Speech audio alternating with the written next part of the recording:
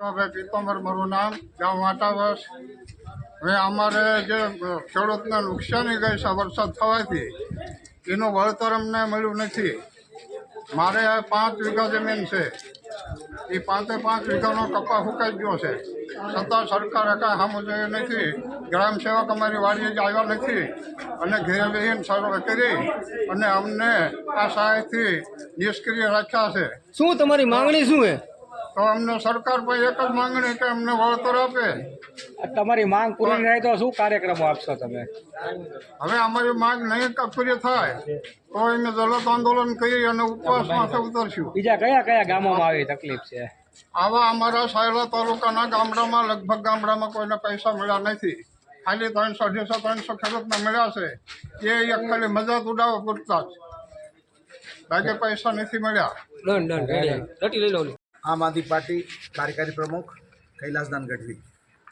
આજ ખેડૂતોના જે પાકનો પૈસા નથી મળ્યા, વળતર નથી મળી, પાક નુકસાનનો, એના માટે જ્યારે અમે અહીંયા ખેતી વિભાગમાં આવ્યા અને ત્યારે જાણવા મળ્યું, એ પ્રમાણે એક સમજ એવી ઊભી થઈ કે ક્યાંક સરકાર દિવાળીઓ ફૂંકવાની પોઝિશનમાં છે, સરકાર પાસે પૈસા નથી, તો વારંવાર રજૂઆત પછી પણ પૈસા આપતી નથી, નુકસાન થયા પછી પણ પૈસા આપતી નથી.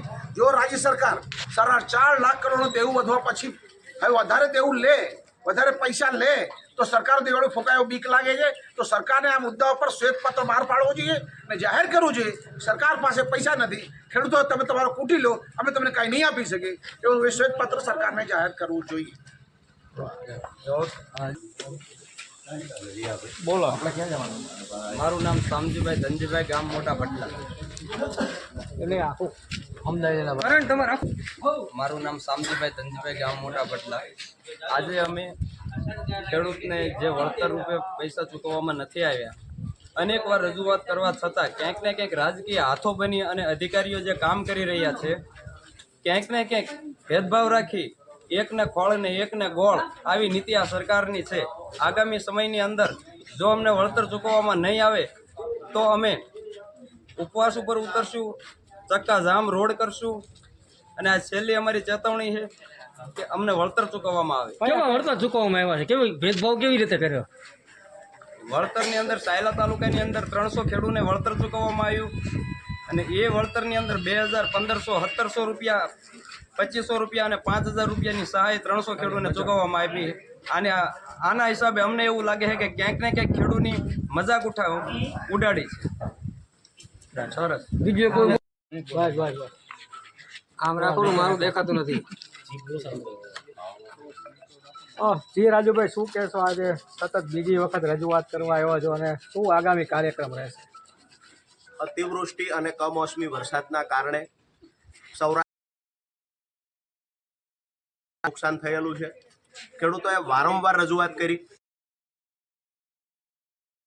સહાયની સરકાર દ્વારા જાહેરાત કરવામાં આવી, પરંતુ ખેડૂતોને ક્યાંક ને અધિકારીઓ દ્વારા સરકાર સાથે મળી અને એક ષડયંત્ર ની અંદર જે ગ્રામ સેવક દ્વારા આંકડા લખવામાં આવ્યા હતા, સહાયથી વંચિત રાખવા માટેનું ગુનાહિત કૃત્ય અધિકારી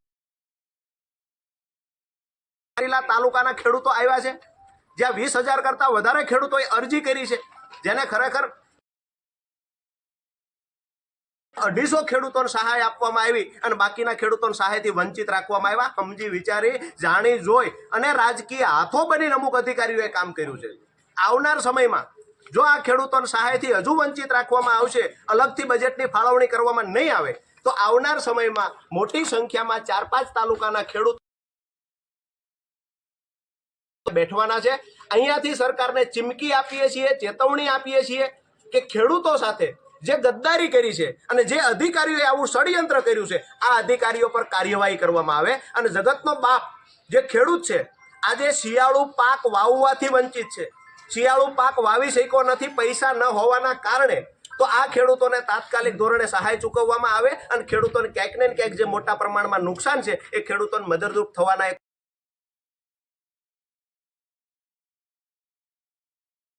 ખેડૂત નથી, પાકિસ્તાનના ખેડૂત છે. તમે અહીંયા બેઠેલા વર્ષોથી 30 વર્ષથી તમને આ ખેડૂત સમાજ દર વર્ષે મત આપી અને તમને ચૂંટાઈ અને સરકારમાં અમે અહીંયાથી અલ્ટિમેટલી આપીએ છીએ કે જો ટૂંક સમયમાં